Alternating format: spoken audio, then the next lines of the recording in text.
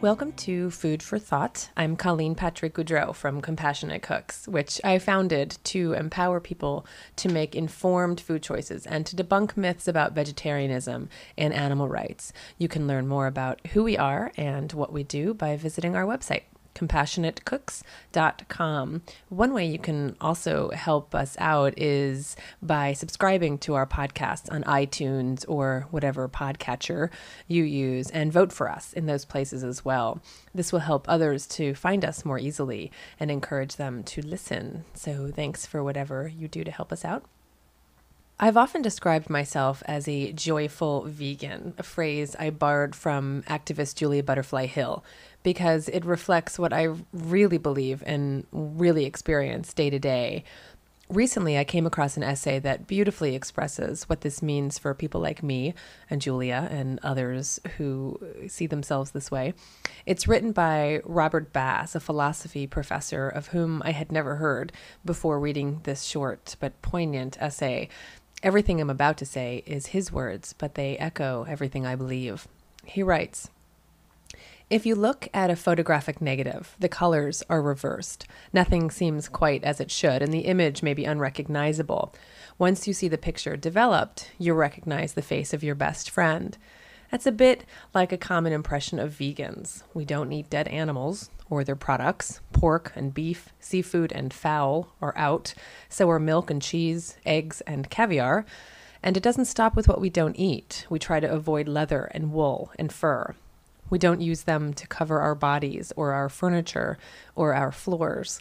It sounds like a long list of negatives, of don'ts. Thou shalt not this, thou shalt not that. Why would anyone want that? You get a better picture by reversing the colors, developing the negative.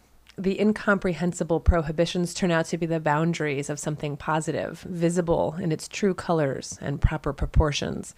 Instead of a list of don'ts, we see an abundance of healthy, delicious foods with plenty of options for home and clothes and personal care.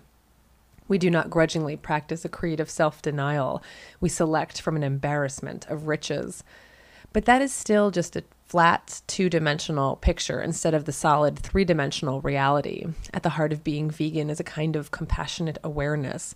We share this planet not only with billions of fellow human beings, but also with uncounted billions upon billions of other creatures, with lives, wants, enjoyment, and suffering as real as our own. Humans have had and used the power to crowd them out, push them aside, sometimes driving them to extinction, and often making them into tools for our use, servitors of our desires, food for our tables, clothes for our backs. As vegans, we look, we pay attention, we see the unnecessary suffering imposed on our fellow creatures. We respond in compassion, refusing to pretend that might makes right, refusing to turn away and ignore what we know. The vegan message is ultimately very simple. Look, pay attention, see the unnecessary death and suffering. We don't have to contribute or help to keep it going. We can stop being part of this. And so that's what we try to do. Again, that essay was written by Robert Bass, a philosophy professor, and I love his idea of developing the negative. I've often said that coming to this way of living, this way of thinking, was like an awakening for me. My innate childhood compassion had been virtually stomped out of me by all the messages from my parents and from society that told me animals were here for us to use, that certain animals were worthy of our concern, but others are just tools for our pleasures. And it wasn't easy initially to make the full transition to wakefulness when all around me people were asleep and still are asleep to the suffering of animals and how our own habits perpetuate that suffering. I think many people who first experience this awakening, who transition to animal consciousness, if you will, are surprised by the anger they encounter by those around them, the resistance by those who want to live in ignorant bliss, they call it. But it's not bliss. It's a half-hearted way to live, and I mean that literally. We're using half our hearts. Perhaps we're afraid they would break if we expose them completely. Until I opened my heart up all the way, I wasn't living fully, that's for sure, because I was blocking things out I thought would be too painful, or that would cause me to change my lifestyle, God forbid. It's true that it's painful sometimes, but it's also incredibly awe-inspiring to live this way. A fully open heart can break more easily, but it also feels more deeply and experiences things more profoundly. And it also has the ability to detect other fully open hearts. And that's evident in my life by the incredible people I call my friends and the wonderfully open people I have the privilege to teach every week. And I'm moved by this every single day.